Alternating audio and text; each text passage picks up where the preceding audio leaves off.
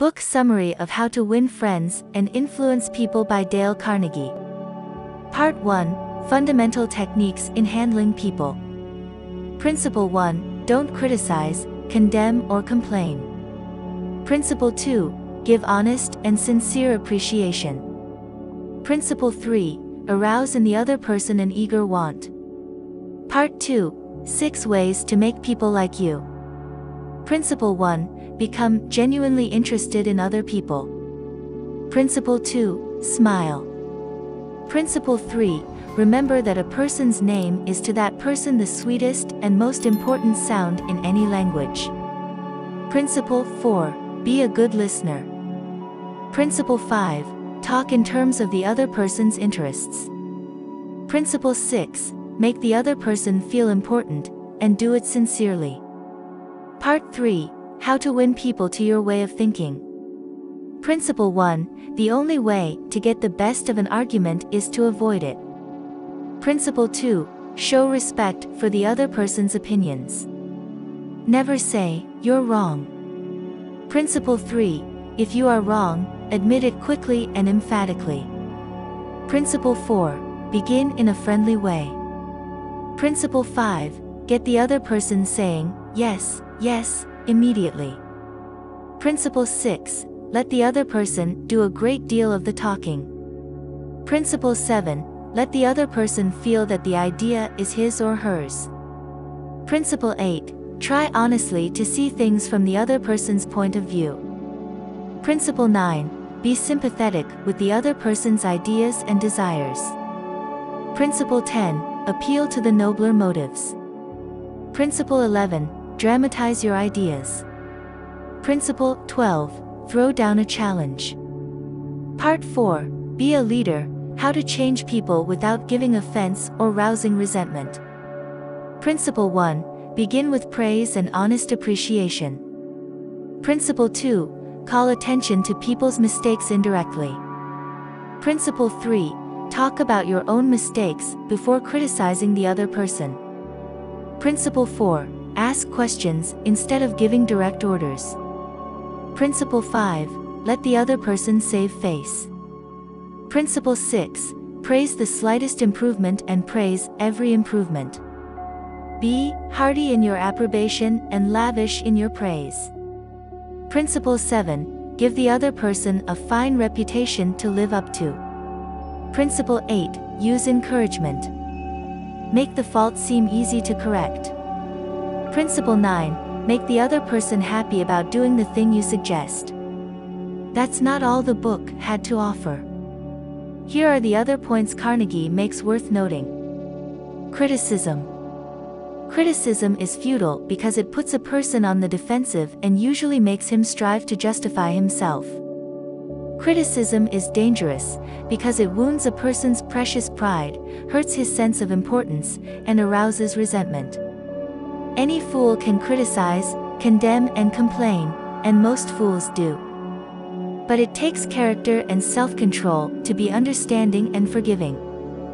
That reminds me of this famous quote by Thomas Carlyle, "A great man shows his greatness by the way he treats little men." Principle 1, Don't criticize, condemn or complain. Most people don't criticize themselves for anything, no matter how wrong it may be. Criticism is futile and dangerous. It puts a person on the defensive and usually makes him strive to justify himself. And it wounds a person's precious pride, hurts his sense of importance, and arouses resentment. People learn faster and retain knowledge more effectively when rewarded for good behavior than punished for bad behavior. By criticizing, we do not make lasting changes and often incur resentment. When dealing with people, let us remember we are not dealing with creatures of logic.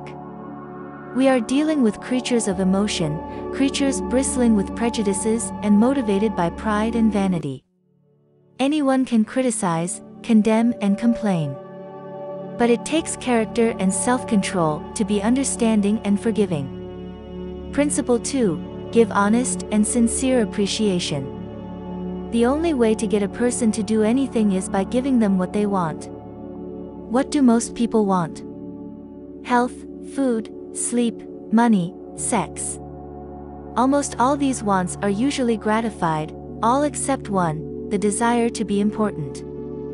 This desire is what makes you want to wear the latest styles, drive the latest cars, and talk about your brilliant children. If you tell me how you get your feeling of importance, I'll tell you what you are. That determines your character. Know the difference between appreciation and flattery. One is universally admired, the other universally condemned.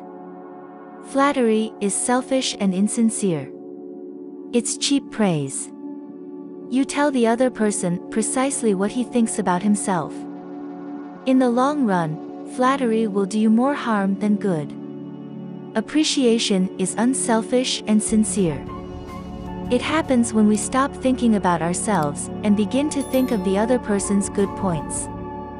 Be hearty in your approbation and lavish in your praise, and people will cherish your words and treasure them and repeat them over a lifetime, repeat them years after you have forgotten them. Principle 3. Arouse in the other person an eager want.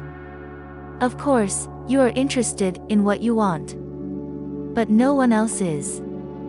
The rest of us are just like you, we are interested in what we want. The only way to influence other people is to talk about what they want and show them how to get it. This does not mean manipulating someone so that he will do something that is only for your benefit and his detriment. Each party should gain from the negotiation. Principle 4. Become genuinely interested in other people. If you only try to impress people and get them interested in you, you won't have many true friends. Real friends are not made that way. If you want to make friends, put yourself out to do things for other people, things that require time, energy, unselfishness, and thoughtfulness. We are interested in others when they are interested in us. A show of interest, as with every other principle of human relations, must be sincere. It must pay off not only for the person showing the interest, but for the person receiving the attention. It is a two-way street, both parties benefit. Principle 5. Smile. Actions speak louder than words, and the smile says, I like you.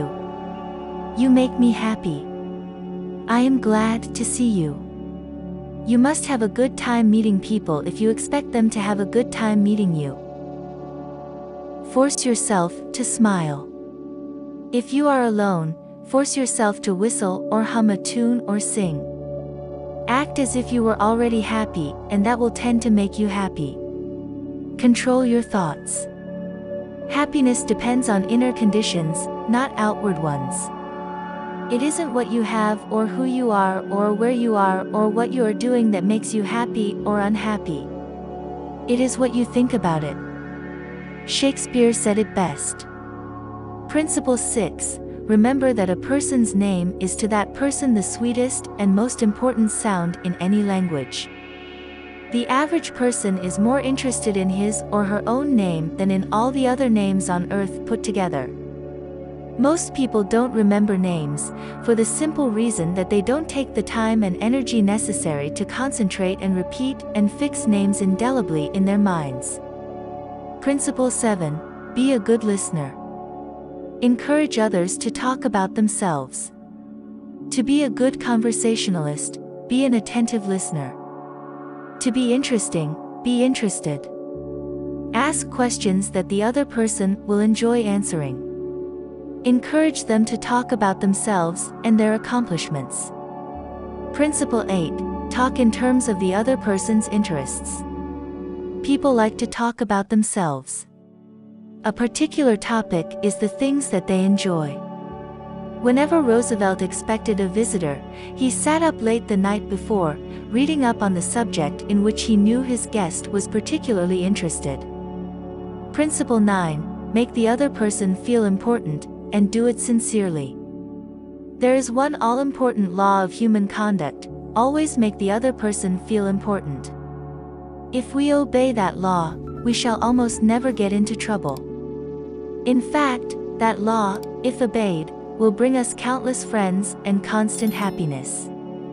But the very instant we break the law, we shall get into endless trouble. Give to others what we would have others give to us. How? When? Where? All the time, everywhere. Hey, thanks for watching, and make sure to subscribe because more incredible content is on the way.